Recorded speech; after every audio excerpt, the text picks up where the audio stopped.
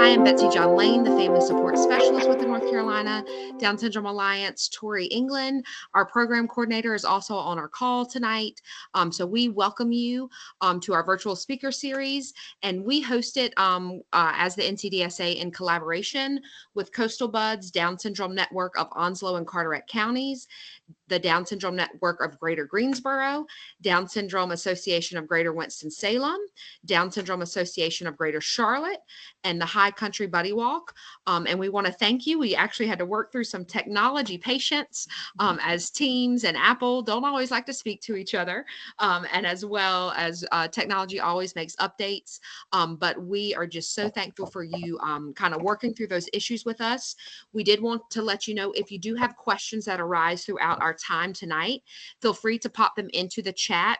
If for some reason your Teams does not have that chat feature, feel free to send me a text on that cell phone number, 919-532-9207, or email us. Michele Mattox is going to share some great resources with you tonight. And as well, you will receive a follow-up email that will kind of encapsulate everything that she shares tonight, a feedback survey, a recording of the presentation, and her slides that she is graciously going to share some of those rich resources with us, as well as just some feedback from you all as families and how you can help shape and make our virtual speaker series stronger and meet the needs of what you all need for your families and individuals with Down syndrome. So again, questions are welcome through the chat feature. And again, we just want to welcome you to our virtual speaker series of 2025. Tonight, we are focusing on obsessive-compulsive behaviors, promoting independence, and when is there a cause for concern, with amazing Michele Mattox, LCSW.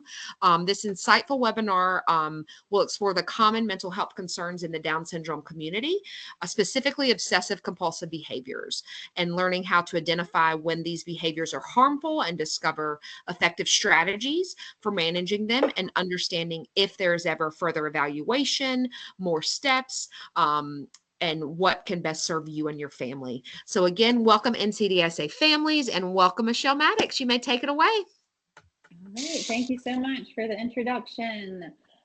Thanks for having me, to all the Down syndrome organizations that are involved. As Betsy John mentioned, tonight we're focusing on obsessive compulsive behaviors, and are they promoting independent living, or is there a cause for concern that we might want to get checked out? For those of you that do not know me, again, my name is Michele Mattox, and I am a licensed clinical social worker. I am local to Charlotte, North Carolina, and Fort Mill, South Carolina. I live about 2 miles over into the South Carolina line outside of Charlotte, so I still pretty much claim Charlotte. I have been involved in the disability community for a little more than 20 years now. Everything from coaching Special Olympics gymnastics to teaching in a life skills classroom, volunteering in the community here. And I do not have a family member with Down syndrome, but after all of these years of working in this community, they are my favorite people. So when I developed my business in 2020, I knew that I wanted to develop it to specifically serve the Down syndrome population. So my private practice is called No Limits Counseling and Coaching. My business is primarily virtual, and as I mentioned, I'm licensed in both states, so I serve clients throughout North Carolina and South Carolina. And I specialize in providing counseling to teens and adults with Down syndrome. So most of the focus tonight will be on teen and adult issues. However, if you have younger children, all of this information is still relevant and good to know. I also provide relationship coaching, dating, and sexuality workshops to individuals of all IDD diagnoses. So that is a little bit about me.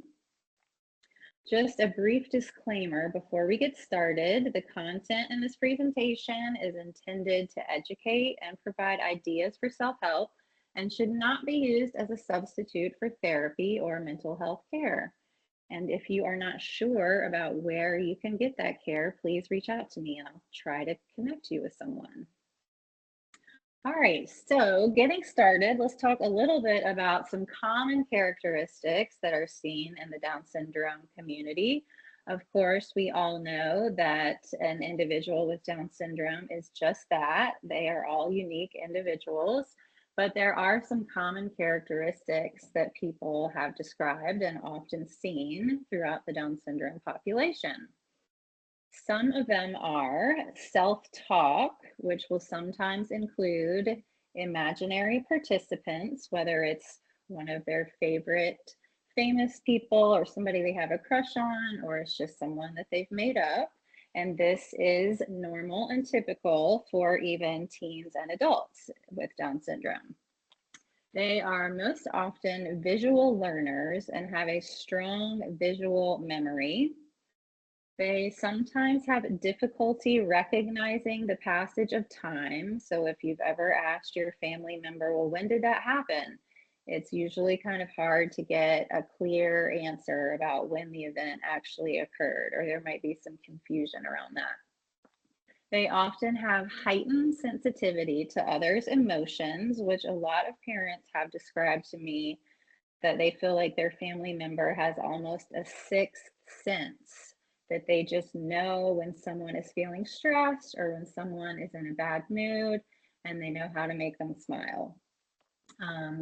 Oftentimes they will experience delayed grief, and sometimes this will concern families if they've lost a loved one or a grandparent, somebody that was close to them, and the parents are like, I don't understand why they're not more upset. And sometimes it just takes them longer to process what happened and to even recognize that it's a sad thing because they might not understand the permanency of it. So delayed grief is actually a common characteristic. They might have a slower pace. Some of you may have recognized this when you're trying to get out the door in the morning. It might take them a little bit longer to get to the car or wherever you're trying to go. And then the main one we're going to focus on today is it is very common for people with Down syndrome to have a preference for repetition or sameness. So they might like to do the same activities over and over, or they like to have the same schedule that's predictable every day. And this is in fact so common that Dr. Chicoine and Dr. McGuire, when they wrote the book Mental Wellness for Adults with Down Syndrome, they actually identified a term and they call it the groove, that many individuals with Down syndrome seem to get in a groove or a pattern of behaviors. And this is not necessarily a bad thing. A lot of times, after I go through this list of common characteristics with families, it almost makes them feel better because they're like, oh, wait, I've been worried about some of these things. I didn't realize that it was so common. So I hope that that was a little bit helpful and let you let out a breath a little bit. Now, what do these characteristics indicate for mental health and Down syndrome? And on the side, you'll see a picture of the book, Mental Wellness in Adults with Down Syndrome. This is a good resource if you've never heard of it. You can order it sometimes on Amazon, but I don't think it is in print anymore. So if you would like to access it, the Adult Down Syndrome Center resource page, which I'll list all of this at the end of the presentation, they have a free copy of the book that you can either read online or print out. But it has a lot of excellent information about the things we're talking about today and all things health and wellness, pretty much. So a few things, these common characteristics may interact with mental health issues is, so self-talk, it could be misdiagnosed as psychosis if the individual with Down syndrome is seeing a clinician or doctor that maybe doesn't work with this population a lot. They may not understand that self-talk is often used as a coping skill for individuals with Down syndrome, or it helps them process their day or just slow the world around them down a little bit. So if they're like, well, they're talking to themselves or they have this imaginary friend and the clinician does not know about this, then they might think that they're hallucinating. So I will talk a little bit later how important it is to try to find clinicians, although I know it can be hard, that are familiar with Down syndrome. When we're talking about their strong visual memory, that is a good thing that they can remember all these details of events of their life, unless it was a negative event or if something traumatic happened to them. That may be more stressful to them that they're so good at bringing up all these details. And that combined with difficulties with recognizing the passage of time. So if you think about a negative event happening and they don't always recognize that it happened a long time ago, they may experience feelings and emotions like that traumatic event just happened yesterday. So you can see how this would increase stress for individuals with Down syndrome.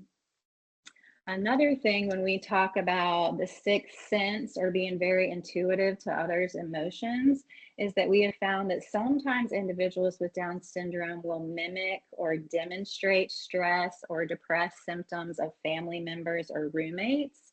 This is commonly seen sometimes in families of my older adults, if they're living with elderly parents and maybe they've slowed down or declining mentally or physically in some way. We've seen adults with Down syndrome that seem to mimic those depressed behaviors and may not want to be involved in other things. And they're kind of just sitting around, just like the person that they're observing that is stressed or depressed. And then, as I mentioned, with delayed grief, it may be something that is reoccurring. So if they don't actually show the emotions around the time that somebody passed away or there was a big change in their life, it could be months later that something else sad happens in their life. And that eventually brings out all those emotions about the loved one that they lost or the staff member that left that they haven't seen. So there could be other triggering events that continue to occur in their life, or they might hear, my friend's grandmother died. Well, now that reminds me of when my grandmother died. And again, with the strong visual memory and difficulty with passage of time, that might bring them right back to those feelings of grief. So oftentimes I'll see clients, I might work with them for several months, then we'll take a break and the parent might reach back out to me and say, well, we had this sad thing that happened. So now they're talking about that thing that happened several years ago that you worked with them on. So it's okay to do check-ins, and you don't want to, be upset with the family member or think they should have gotten over it by now, because what they're experiencing is distressing to them at that time, even though we think, gosh, that was so long ago, I can't believe they're still that upset about it. It is something that is real to them and should be addressed. Slower pace, now that would become an issue if it shifts into something more like a catatonic state, if they go from slow to almost getting like stuck in certain positions, like they can't move, or if the slowness is just even more extreme, or even sometimes people might even start talking slower. It's longer for them to get out words. That would be something else to look into. And then as far as the groove that we talked about, if the groove becomes maladaptive and the routine becomes more rigid, or there's increased difficulty transitioning them out of their routine, or that routine is no longer helpful to them, this would be a time that we would want to look and see if there's something else going on.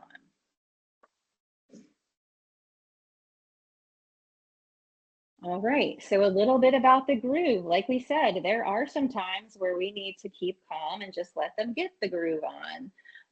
The groove is a tendency to prefer sameness or repetition, a set pattern or routine in one's actions or thoughts. So a lot of times with my families, we have to talk about, is the behavior really negatively impacting their life and their ability to function? Or is the behavior just kind of annoying to those around them? Is it frustrating to us, or it doesn't make sense? Why do they have to do the same thing all the time? because a lot of times that is the issue, that the behavior is more just frustrating.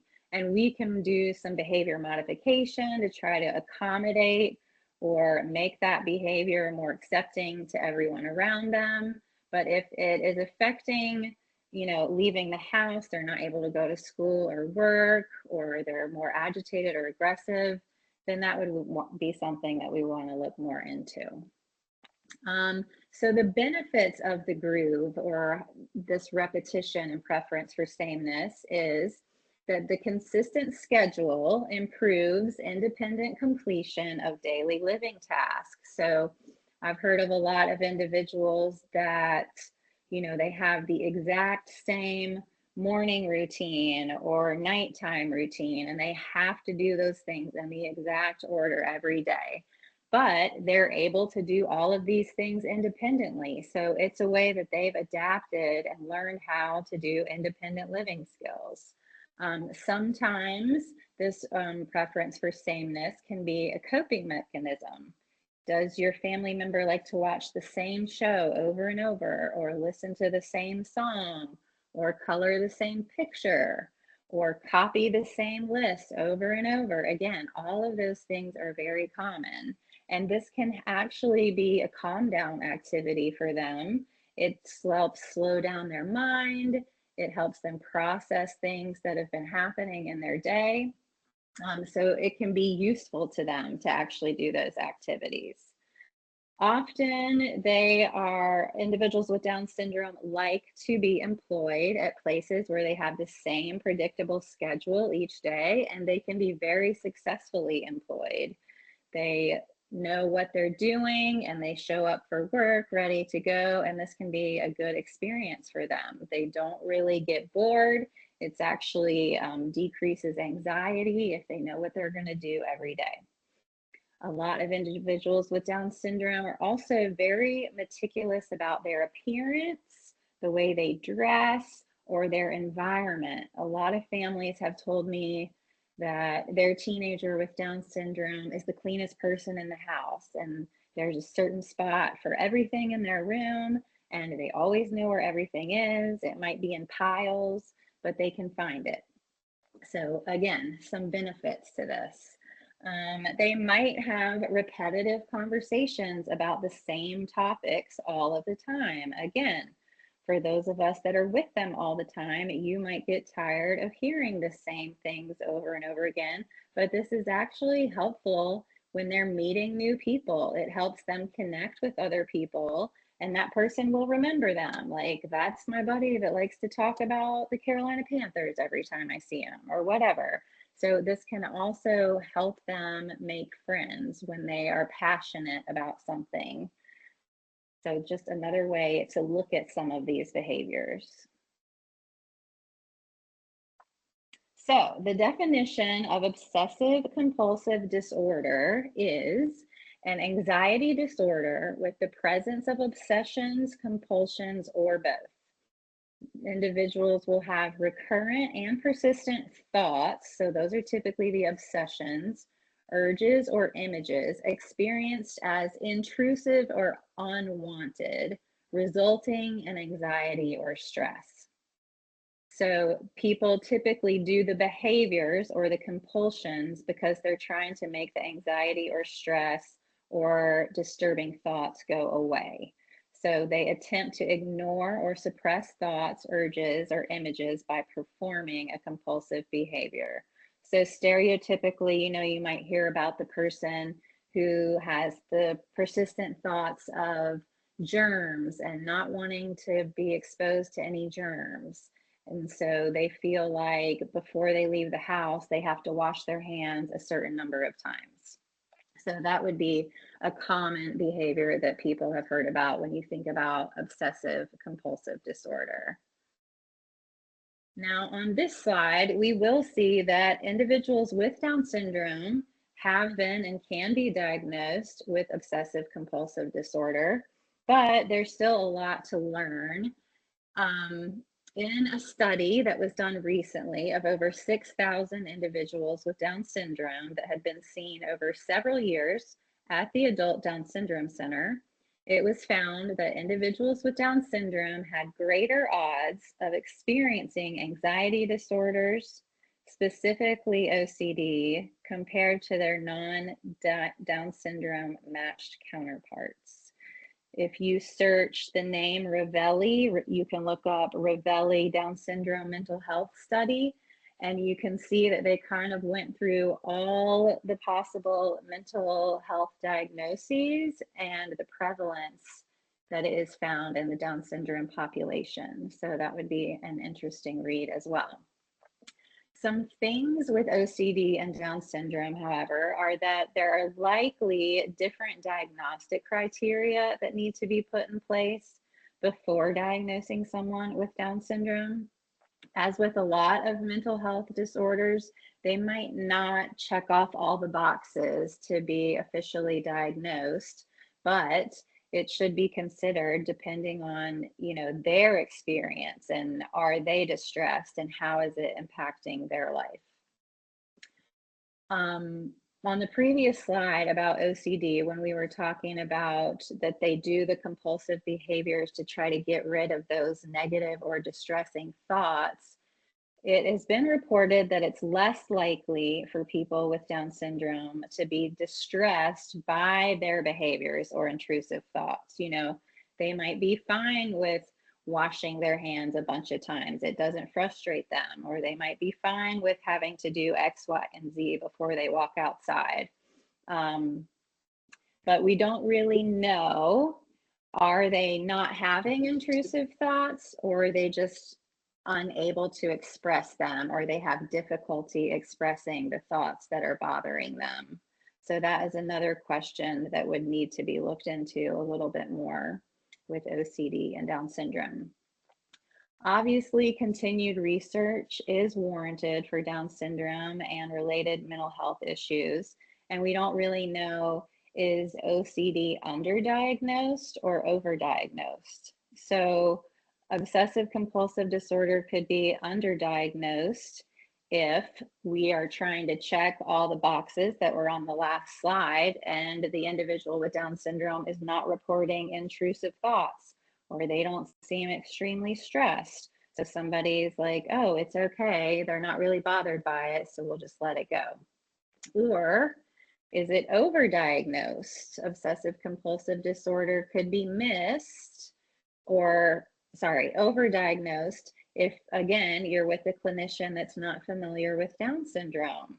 Maybe they say, yes, these are all obsessive compulsive behaviors, and let's try to treat this, when in actuality, it's their groove and it's their way of doing things independently and functioning. So just a few things to think about when you're thinking about your family member and OCD. Now, the grooves might become maladaptive or not really beneficial to the individual if they've had some kind of increase in stress in their life or some kind of change. A lot of times we will see that grooves become problematic, or they become more rigid with their grooves if something negative has happened to them recently. But I think the biggest thing when we're talking about diagnosing OCD and individuals with Down syndrome is, what is your family member's baseline? Is this a change in behavior? So just think about, I'll always ask families, they'll kind of describe what's going on now. And I ask, well, what were they like before?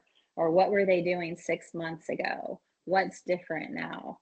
So some individuals with Down syndrome may have always had rigid routines, or some individuals, this might be new to them.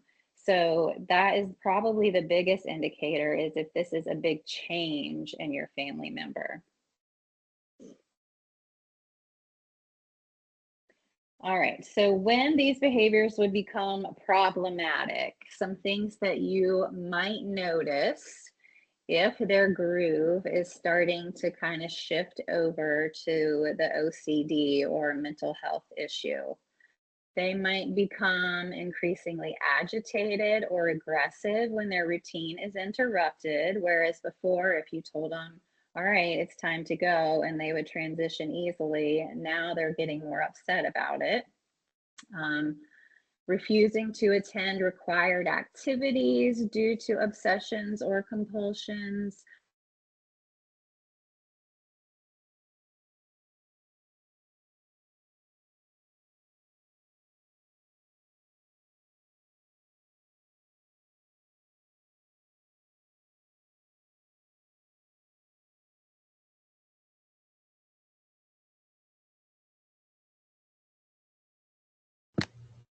Are you there, Michele? Yes, I'm there. It just went but we quiet. also had to be able to get to work, obviously. Let's see. And I haven't mentioned yet about sometimes OCD may be directed at another person. I've had several clients who almost seem obsessed with other people, whether it's teachers or staff or peers or friends that they've been around at different programs. So if it's starting to make the person that is the object of their obsession uncomfortable, this obviously would be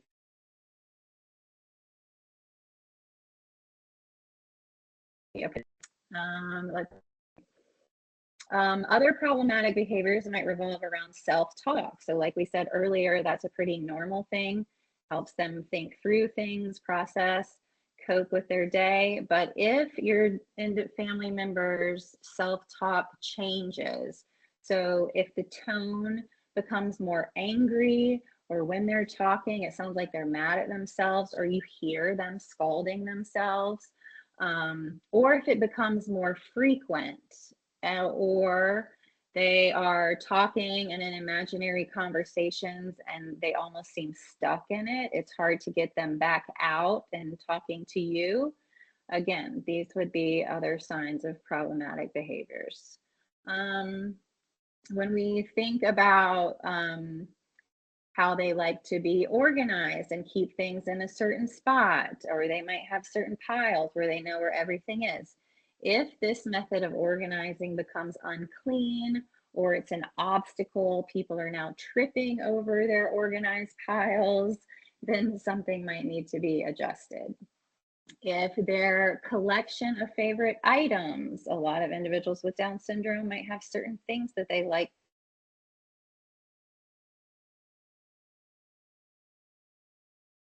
almost a hoarding situation, then we would want to work this out and try to adjust that behavior. And then lastly, if they are repeating questions about an upcoming event excessively, maybe asking the same question over and over, even though you've answered them, explained it to them, this is a good indicator that they are having anxiety or stress about an upcoming event.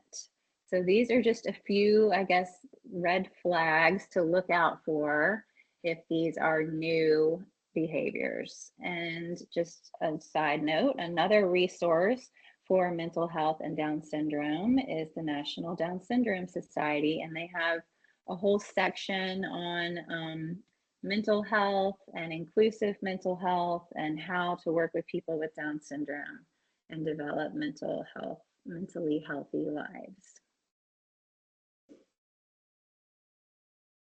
All right, so as we all know, all behavior is a form of communication. So sometimes, or all of the time, before making a diagnosis, you need further assessment or to look into other areas and just make sure that all avenues have been reviewed. Because we need to ask ourselves, is it OCD, or are the OCD behaviors a symptom of something else? Like, what exactly do we need to be treating? Obviously, there are some common medical concerns across the Down syndrome population, whether it's sleep issues, thyroid dysfunction, gastrointestinal problems, chronic pain, or infections. Obviously, all of these can affect mood and behavior. If we just think about ourselves, think about if we're not sleeping good, what is our attitude like the next day?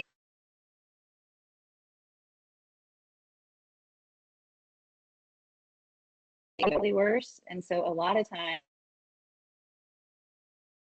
increased because they're trying to accommodate their stress over not sleeping. So they might try to keep things more organized so they have some kind of control over what's going on. And it's often difficult for individuals with Down syndrome to explain if they're in pain or where they're hurting or what it feels like. So sometimes medical issues might actually come out as a mental health issue. Maybe they're seeming more depressed, they're not wanting to go to things, but maybe it's because they're in pain and they don't feel good, and we haven't really figured that out yet.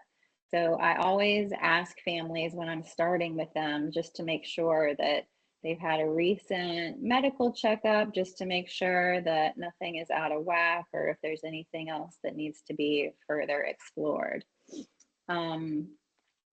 I also want to know about any life transitions that have happened, like maybe the OCD behaviors are about control and keeping things consistent in their life because they've had changes recently.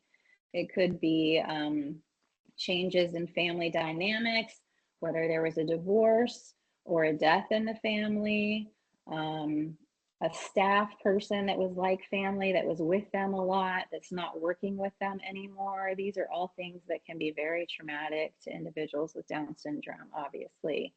Or a change in residence, even if they moved with their family, but they're in a different environment, that can be stressful. Or if they've been excited about moving into their own house or apartment or group home living, it's still a change and it'll be an adjustment. So in order to feel like they're successful there, maybe they amp up the routine a little bit to feel more independent and learn their way around. And also, as a lot of you know, if you have older teens and adults, finishing school can be stressful for individuals with Down syndrome because unfortunately, there's not as many activities and they're used to being in school, the structured environment all day, every day. And now they kind of have to piece together what they're doing. Or maybe they are worried about starting a new program or starting a new job. Again, these could all be things that they were excited about, but it's a change. So are these things causing stress? And is that why behaviors have increased or changed? And then lastly, I feel like I can't do a mental health presentation regarding Down syndrome without at least mentioning Down syndrome regression disorder at this point. Oftentimes with this disorder, there may be an increase in OCD behaviors, but this would often be coupled with a lot of other things. Obviously, regression, loss of skills over weeks or months, behavior, sleep, neurological changes, language changes or difficulties, irregular movements, and just always know that this diagnosis is a diagnosis of exclusion. So we would always look at all these other things, all of the common medical issues, all of the mental health concerns that could be there, the stress that's involved before we would diagnosed with this disorder. But again, OCD behaviors could be a symptom of that. So is it OCD or are the OCD behaviors a symptom? Just something to consider. For treatment, obviously, treatment of OCD, like any other mental health issue, would involve counseling. As I've mentioned several times, if possible, try to find a therapist familiar with Down syndrome or at least intellectual disability so they know how to present material and modify treatments so that it can work for individuals with Down syndrome. And I do have a lot of families that are confused or often don't know who can provide counseling. I'll still have people call me and say, well, I'm looking for a psychologist. And I'm like, okay, well, what service are you wanting? Well, I need counseling. And I'm like, okay, well, I'm not a psychologist, but I can provide counseling. So this is just a brief overview. And I can see how it can be very confusing because I had to look up some people to add to this list as well. So there's a lot of people that are available for this service. For example, myself, like I mentioned, I'm a licensed clinical social worker. In North Carolina, that means I'm an LCSW, but in South Carolina, that means I'm an LISWCP. So I understand the confusion. So licensed clinical social workers can provide counseling, a licensed professional counselor, a licensed clinical mental health counselor, licensed marriage and family therapist. All of those people can provide counseling. Now, a psychologist, you will always have a PhD or other doctorate, so they're always going to be a doctor, somebody. And the difference between a psychologist and the other counselors that I previously mentioned is that they can do psychological testing and educational testing and IQ testing. We can do assessments and diagnose people and provide counseling, but we don't do the strict testing like psychologists do. So psychologists can do testing and counseling. And then there's also psychiatric nurse practitioners. They have a lot of letters to describe their name, but they provide counseling as well. And psychiatrists, even though they're mostly thought of to provide medication, they can provide counseling with their med management services, and they will be an MD, a medical doctor. So just wanted to briefly go over that to give you some information because it can be very confusing. All right, the counseling piece, those are all the people that can do that. And then usually a combination of counseling and medication is what is best to get through these mental health diagnoses. Again, if possible, find a professional that is familiar with Down syndrome or intellectual disabilities. A psychiatrist can provide medication, and also a psychiatric nurse practitioner that I listed on the other side. So both of those people can do counseling and provide prescriptions and med management. Sometimes nervous system regulation is needed, and that would entail working with the occupational therapist. This comes into play a lot of times with anxiety. You know, when you think about the side effects or what happens to your body when you're feeling anxious, whether your hands get sweaty or your heart starts beating fast, these are all body reactions, and sometimes our nervous system needs to be regulated in order to calm down the anxiety. So an occupational therapist is someone that could help with that. And again, they work with all ages, not just kids. And then lastly, for behavior modification, a lot of times I include that in the counseling process, but a board certified behavior analyst, or maybe you've seen a BCBA, they most likely will work in the home or community and can come help implement maybe behaviors that they have addressed in counseling. Maybe they help implement them in the home. So that is the who of treatment, who can help you. And the what of treatment. So a little overview of counseling with individuals with Down syndrome, because a lot of people will ask me, well, what is it like? They're not just going to sit there and talk to you and tell you all their problems.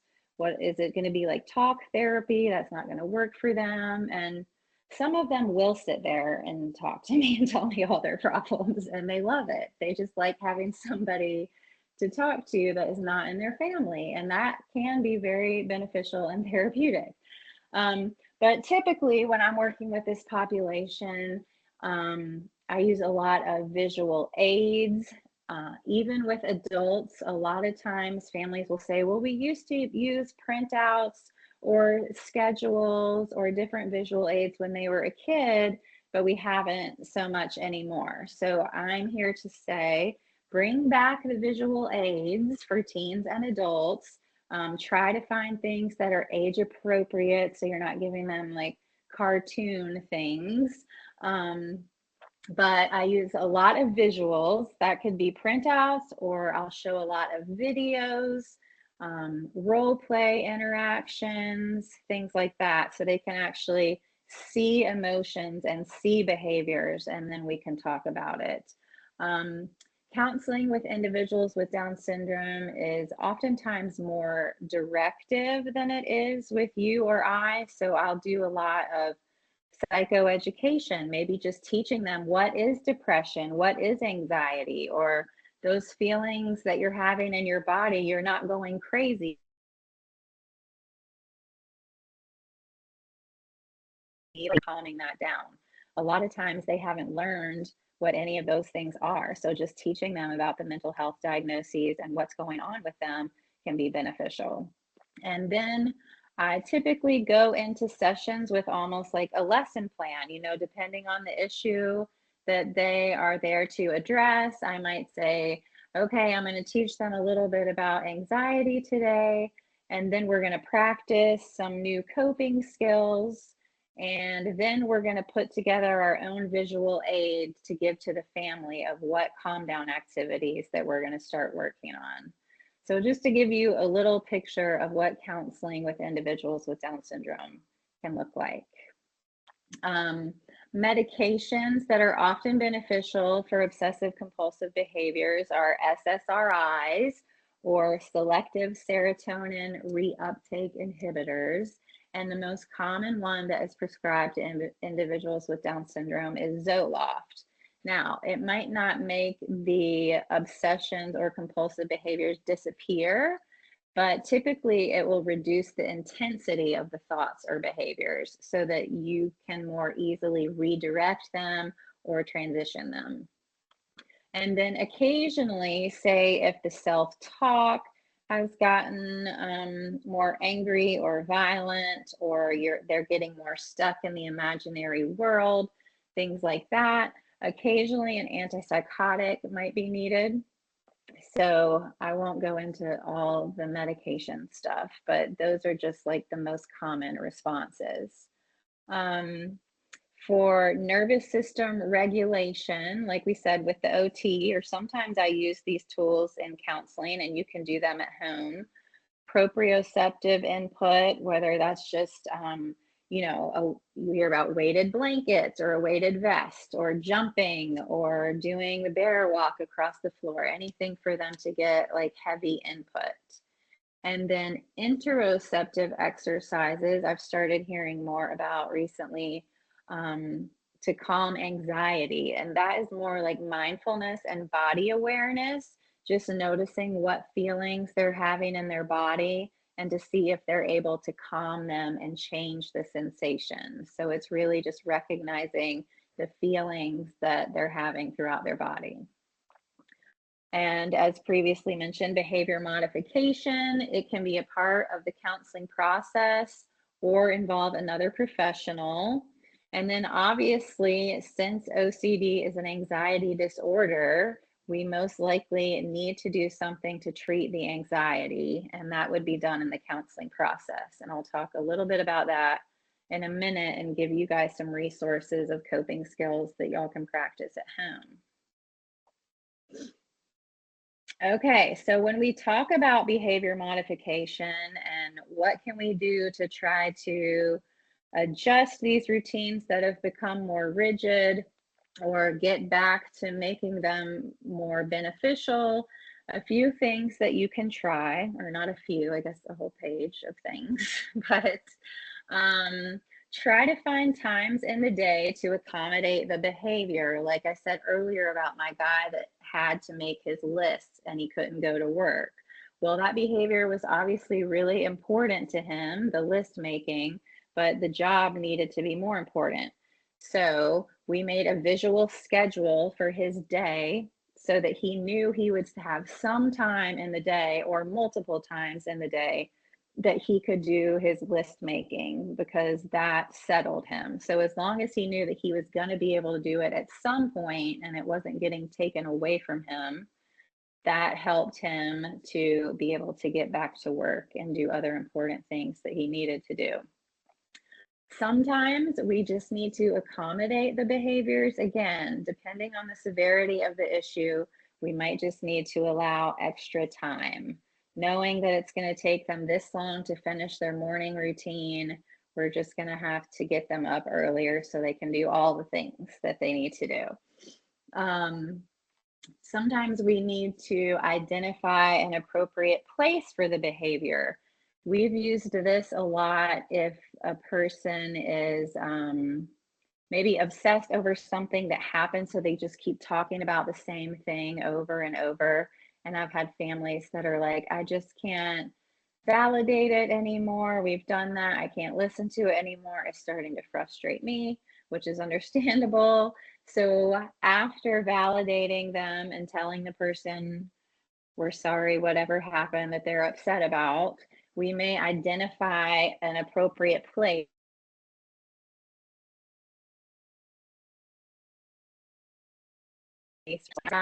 Go to your spot in your room, and I'm going to set a timer, and you can go talk about it for however many minutes. And then I want you to do these 2 calm down activities to make yourself feel better. So just giving them a place to do it so they're not holding it inside. And like I said, we might use timers. I've used playlists. You know, I have some guys that they have to take a shower every night at 7, no matter what the rest of the family's plans are. And it might be a really long shower. So in order to try to modify that a little bit, I'll have them pick 2 or 3 of their favorite songs, depending on how long the songs are, and say, okay, when these songs are over, that means that it's time to get out of the shower. So you're giving them an exact window of time for them to do their necessary behavior. Again, visual aids, very important. It could be something as simple as a first then, like first I need you to do this necessary task, then you can do this task that you like to do that makes you feel better or calms you down. Like I mentioned before, a daily schedule, just showing them times throughout the day that they're going to be able to do those repetitive behaviors that they like. And then using social stories to explain their routine and their life and how they can do these behaviors and how they can calm down. I've started putting together some social stories that are more adult friendly. So I will give you that resource too to check out at the end. Using transition items or letting them know way in advance about a transition, like, hey, you need to finish this routine, we're leaving in 5 minutes. Again, you can combine a lot of these things, show them on the daily schedule, set a timer, find something, an object that is calming to them, and try to use like as few words as possible. Sometimes just having the conversation and talking is like too much for them to listen to, but they might know, okay, when mom gives me this item, that means it's time to go. Coping skills, I will get a little bit more into, but some common ones that I use in this population are journaling, deep breathing, and muscle relaxation. And relationship education might be necessary for those that are obsessed with other people. Maybe we need to teach them about appropriate boundaries and what a healthy relationship looks like and how to develop relationships. Or maybe we need to do some role plays or show them some videos and see, like, how does this person look when this person keeps coming up to them and saying the same thing over and over? Does it look like they're feeling uncomfortable, or do they look happy about it? How can you tell? Look at their face, look at their body. So I like to do, again, a lot of visuals. If they have a show that they like to watch over and over, or a movie they like to watch over and over, you can use that to your benefit and look at it a different way and point out interactions in the show. How were they acting towards each other? Did you think that was a nice friend? How were they talking to each other? Was that a kind voice? So again, anything that they can see, it will help them learn a little bit better. Teaching about compromise and flexible thinking, giving them choices throughout the day. Increased physical activity, of course, can help with a lot of mental health issues. So if you're finding that they're not as active, try to find one thing that they like to do. Most of my clients like to dance. Even if they don't like to work out, if their favorite song comes on, they're going to get up and move around. So just trying something simple like that. Increasing social opportunities and meaningful activities. I've found that most of my clients that are at home more and not out and about with peers or engaged in different things or working or school have a more difficult time moving past these mental health issues. And my people that are engaged in the community and seeing buddies and friends all the time, they seem to have a quicker turnaround when they are having mental health issues. And another resource, again, this is for all ages, Supporting Positive Behavior in Children and Teens with Down Syndrome. This is a book and it is available on Amazon. All right, so when we talk about treating anxiety, I'll just give you a couple of basic coping skills, and you're never too old or too young to learn how to do these things. But when we're talking about anxiety, like I mentioned earlier, it's important to teach the individual about what anxiety is and what is going on in their body and why they feel that way, and try to normalize it. Talk about times when you felt nervous or anxious, or if you have anxiety, explain to them what has helped you. And then with most mental health issues, increasing emotional literacy is important. So that means their feelings vocabulary. So try to have conversations each day about how are they feeling, and don't settle for fine, good, or okay. Try to present them either with a list of words or faces, giving them options of different emotions that they can talk about. So the more they talk about it when they're having difficult emotions, it will be easier for them to explain if they talk about it more when they're calm. And again, when we were talking about shows, you can use that, point out people's faces. How do you think that person is feeling? How can you tell? Or that person looks upset. How would you help them calm down? Just fitting conversations like that in throughout the day can be a good way to improve mental wellness. And lastly, a few coping skills that you can do at home to try to calm nerves. Deep breathing, and a simple exercise to get them to breathe the right way is to tell the individual to smell a flower. So they would breathe in through their nose like they're smelling something really good, and then blow out through their mouth like they're blowing out a candle on their birthday cake. So this teaches them to breathe in through their nose and out through their mouth, and take slow, long breaths. And again, using a visual to show them how to do it. With teens and adults, if they have their own phone, they might save a picture of a flower and a candle on their phone and then pull it out to remind them of what to do when they need to calm down. Muscle relaxation, that can be as simple as giving yourself a big hug as tight as you can, and then telling them to relax their arms like spaghetti, or squeezing your fist and then relaxing, or bringing your shoulders up to your ears and holding it and then relaxing. And then grounding, that is what is in the 5, 4, 3, 2, 1 picture. And this is an easy technique you can do, and it's good for anxiety because most of the time when we're feeling anxious about stuff, it's things that are either coming up in the future or happened in the past. So with grounding, it helps us focus on the present. And again, this can be done with all ages. So you just tell them to sit and look around the room wherever they are and name 5 things that you see right now. It could be a light, a curtain, a wall, a phone.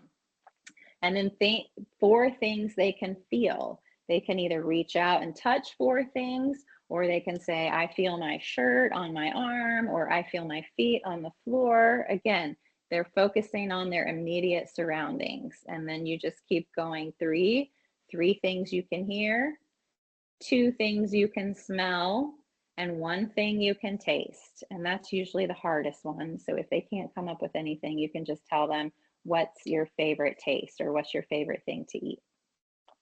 And then lastly, journaling is good for everyone with anxiety, because a lot of times we have a lot of thoughts swirling around in our head, and that's what makes us anxious. And this could be writing. For younger kids, this could just be giving them a happy, sad, and mad, and say, pick out a color for each of those emotions and draw what those feelings look like. For those that have their own phones, they can do a voice recording journal. Again, it's just to get what's going on in their head either out, just away from them. So those are a few things that you can try at home to calm anxiety. So these are the mental health resources and visual, where you can find and print a lot of visual aids. And again, I think they're going to send all this out to you. But the Adult Down Syndrome Center resource page has a ton of visuals and videos made by people with Down syndrome demonstrating different things. You can find almost every topic there, and you can select what's appropriate for you or what you need help with to print out. The Down Syndrome Resource Foundation has a lot of information on their page, and they also host the Lowdown podcast. If you've never listened to that, there are several about mental health, actually, if you want more information. And then Down Syndrome Connection of the Bay Area has a mental health Padlet on their website. And this has a bunch of printables, visual aids, again, all related to mental health. And then lastly, I've recently started a Teachers Pay Teachers shop, and it has some of the social stories I've written. It has some of the calm down visual aids. So you can check that out as well. And then I always like to end with this, because I always feel like I share too much and I don't want to overwhelm you, but I just want to remind everyone to focus on 1% better every day. So for those of you that don't know, this is Chris Nikich, and he was the first man with Down syndrome to complete an Ironman race. And he does motivational speaking, and he talks about his philosophy of 1% better every day. So he says when he first started training, he could only do 1 push-up and 1 sit-up. So the next day, he didn't try to do 50, he just did 2. And then the next day he did 3. So that's what I mean by 1% better every day.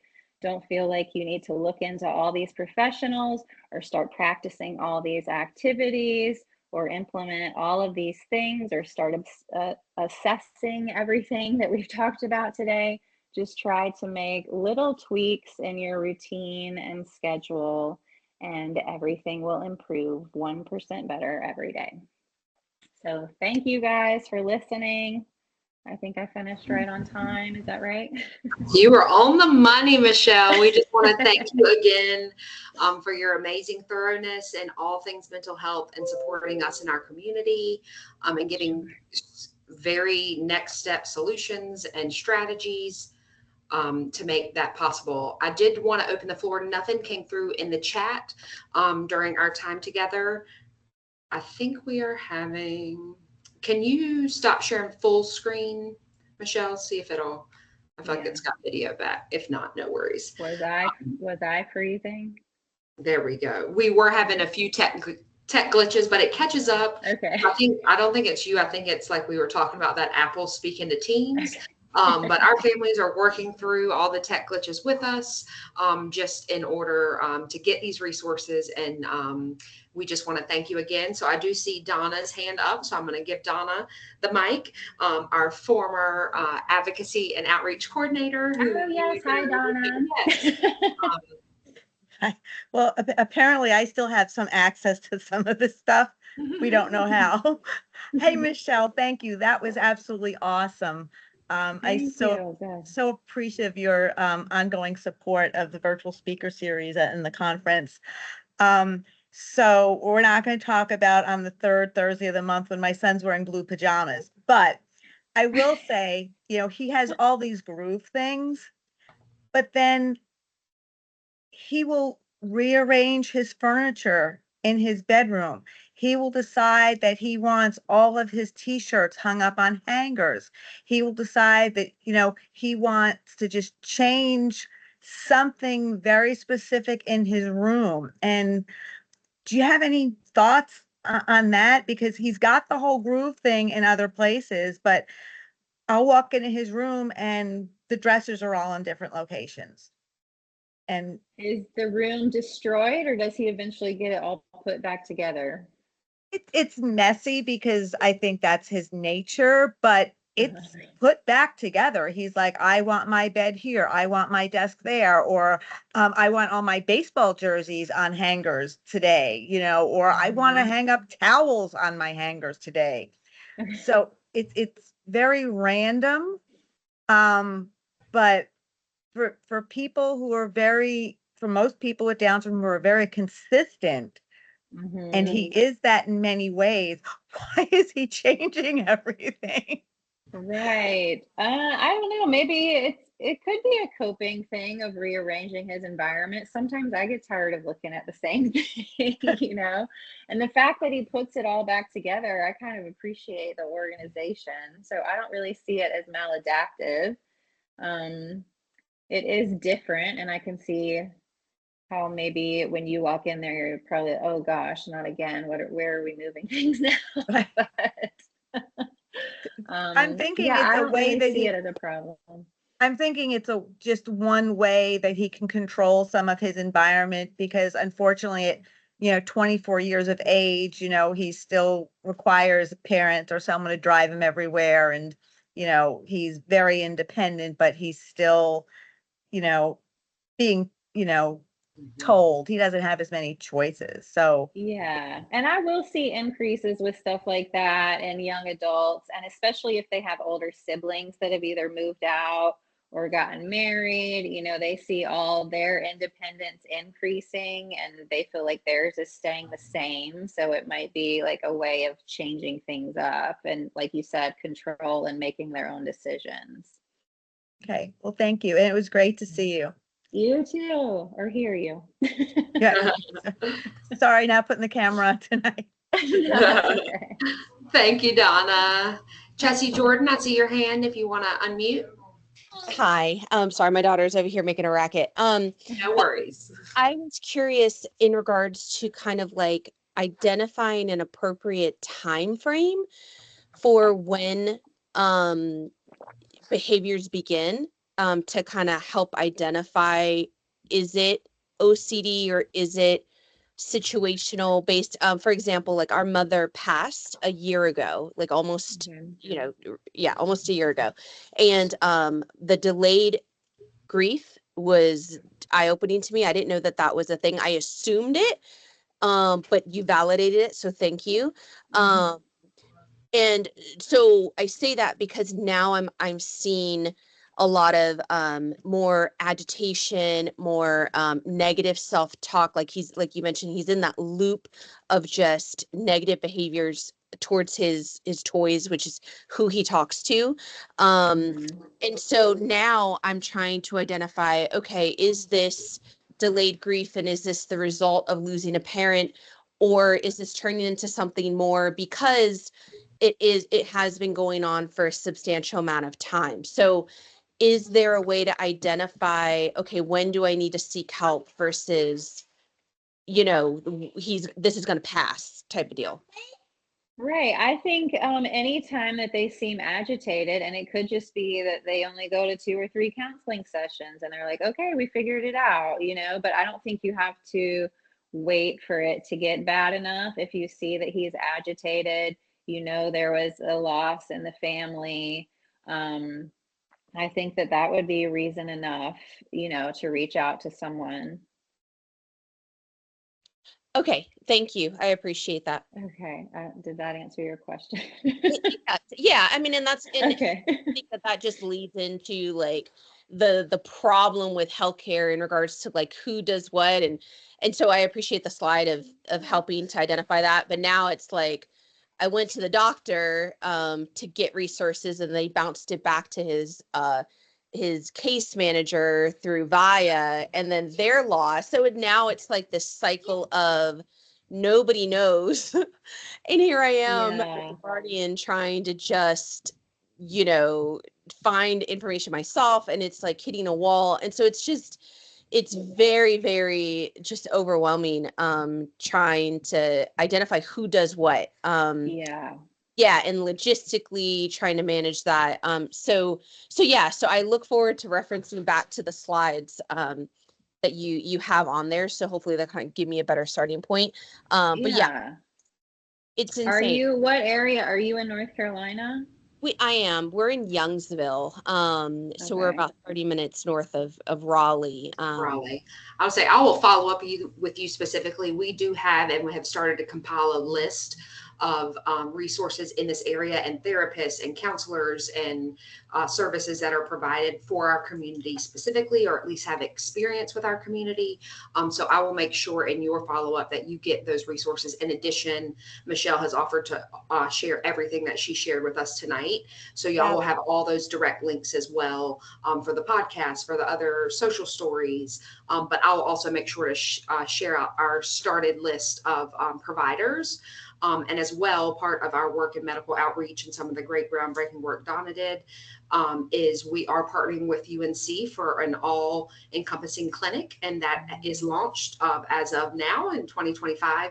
So I will also make sure you have that information so you could get seen in that kind of wraparound full service model as well. Be amazing. Thank you. Yes, but that is a big because the greatness of trailblazers and individuals with Down syndrome are outliving their parents, and siblings are becoming caregivers.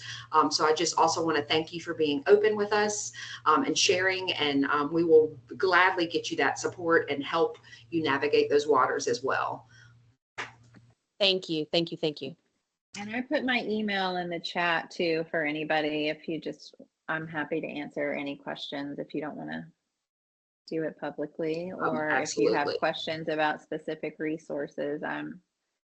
I do spend a lot of time referring to other people. Hopefully I'm not working my way out of a job, but I do like to make sure that people are connected with who they need. All right, so this was incredibly helpful. Do you have any relationships with any clinicians in the Naperville, Illinois area? So looking in that state. I do not. How close is that to Chicago? I'm not familiar. Is Jay Smith still on? If you are, how close are you to Chicago? And thank you, Donna. She dropped some resources in the chat, and all of this participants we will send in our follow-up email with all the resources, all the links. Hey, I just wanted to respond. Yes. We are outside of Chicago, but it would be a ways to drive into Chicago. Okay. It would be more like a 45-minute. So the Adult Down Syndrome Center that I mentioned multiple times, they are in Chicago, so they would be more familiar with that and surrounding areas. So I would recommend reaching out to them. They have a really good program, and they might know of specific clinicians that you could connect with there. Okay, yeah, we've already been seen there. And it is an incredible place. So I just wondered if you particularly had a name. So thank you. Yes, all things. I would go there for everything. They're great. Yeah, I would say they are the guru. We even brought them in for our conference down here in North Carolina. Great work up there in Illinois. Absolutely.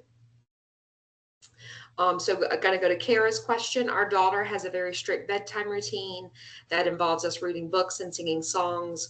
We told her when she turned 13, we wouldn't do that anymore, that she'd have to read her books to ourselves. It's been 3 days and it sent her into a full tailspin.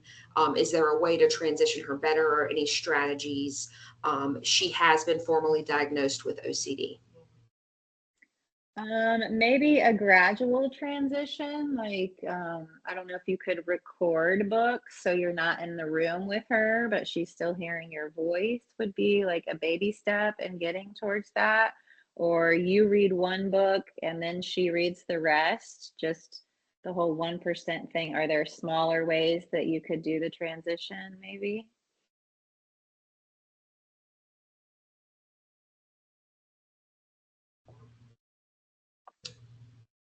Great resource. I love that 1% too, instead of a full transition, even though at 13 we want to make that transition, baby steps into it and that gradual release. coming from Sandy, can you suggest any local professionals in the Charlotte area who diagnose and treat OCD? So where would you send someone in that area who's looking for the resource or possibly a diagnosis? Well, I do that, and I'm in the Charlotte area. Awesome. So Sandy, send Michele a follow-up email. Or I can definitely get you more names. Like I said, I do a lot of virtual. So if people want in person, I'm happy to connect to that as well if you just want to reach out. Awesome. And that is all the questions that have come through the chat. I will do one final all call for the group. Again, I just want to thank you so much again, Michele, for your time tonight, your thoroughness, your expertise. And as an educator by trade, I love a Teachers Pay Teachers website for resources. I can't wait to ask my ED if we have some funds available to download some of those social stories, because that's the greater community. We don't need to reinvent the wheel when it's already created and out there by the experts. And so we lean into you for mental health. And again, just like Donna said, thank you for your support at conference. Thank you for your continued support with virtual speaker series. So many thank yous, greatness coming through the chat and comments. Thank you. So thank you for being with us tonight, families. And again, you will receive your follow-up email with recording once that all gets processed, as well as these great resources that have been shared. If you do have some follow-up questions specific for Michele, I will share her email, or for NCDSA, as we help you navigate wherever you are in your journey. Please don't hesitate to reach out. But thanks for joining us tonight for Virtual Speaker Series. Have a great night, everybody, and Happy New Year. Thank you. Thanks again.